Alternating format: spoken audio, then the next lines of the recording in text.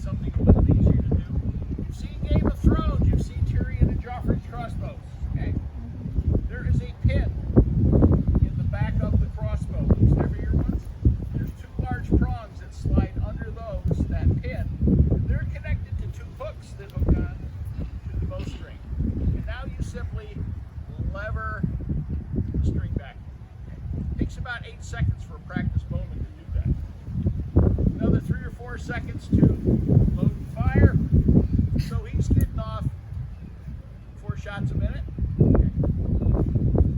That bow, or that rifle, takes about 1 shot every 45 seconds. Okay?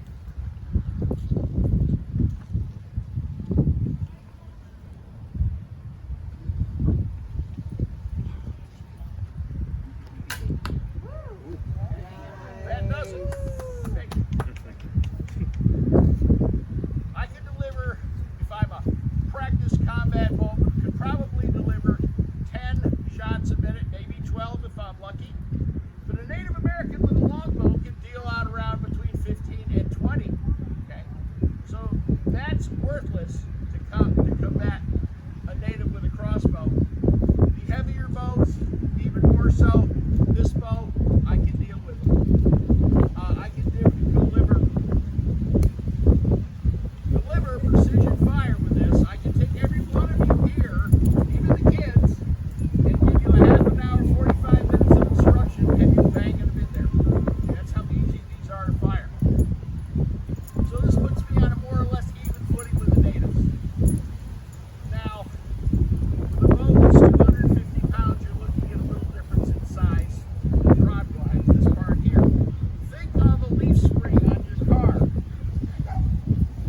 The bowstring, as thick as your finger, because of the amount of tension they have to restrain. The stock is called the tiller because it resembles the tiller on a boat. The trigger is the tickler. Why? I haven't the faintest idea. That's what it's called. If I depress it, it releases this rolling nut, which is your bowstring bag. This piece is called the stirrup. This little clip holds your bolts in place, and they lay right here in this little slot along the top of the bow. Now, the bolts themselves, the projectiles you're shooting, these are called bolts or quarrels. The term quarreling came from these. You're having an argument with somebody. Your argument gets a little heated. You start reaching for your bow.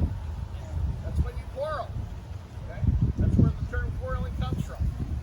Now, these are much shorter than a normal arrow, and that's because of the span of the bow. They're also a lot thicker and heavier. Something like this on a 250-pound bow would shatter as soon as I pulled the trigger. 250 pounds banging into this every time it's fired, it needs to be sturdy. Now, this is not